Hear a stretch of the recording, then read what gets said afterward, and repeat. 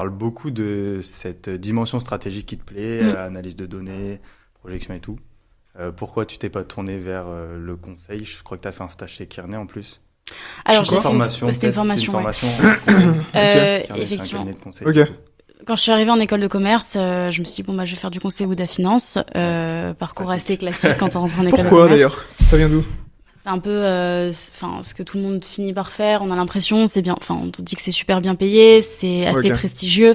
On a un peu ces idées-là en tête quand on arrive en école de co, et ça semble être un peu la voie royale entre guillemets.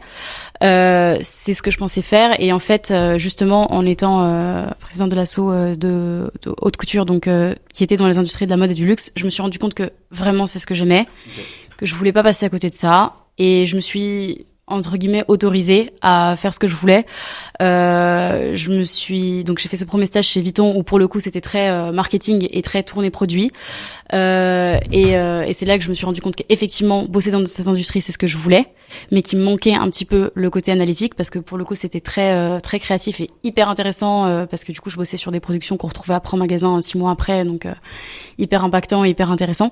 Mais il me manquait vraiment ce côté très analyse sur Excel, chiffres, données, etc. Et donc ça m'a aiguillé vers mon stage donc de deuxième partie de césure que du coup j'ai fait en tant que business analyst.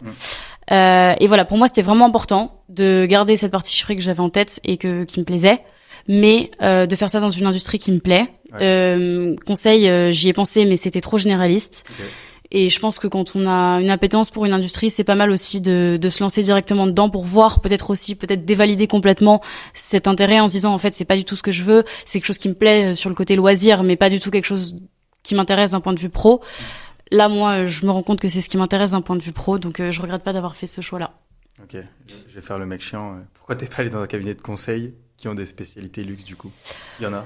Parce qu'au début j'étais aussi intéressée par toute la partie je trouve que faire partie d'une marque t'es quand même davantage responsabilisé dans lancer des produits, faire des campagnes qui fonctionnent, suivre ton business, t'es beaucoup plus impliqué. T'as la culture de l'interne quoi, appartenir Ouais, l'appartenance à la je pense marque, que c'est au-delà important. de juste faire mon travail et apporter de la valeur. Ouais, je pense que t'étais plus mobilisé, enfin en tout cas à mon échelle, je me sentais plus mobilisée dans toute la stratégie et plus impliquée, et en plus c'est des groupes où c'est vraiment agréable de bosser pour ces groupes-là. T'apprends énormément de choses, t'as énormément de moyens aussi financiers qui te permettent derrière de développer à grosse échelle tes idées. Enfin voilà.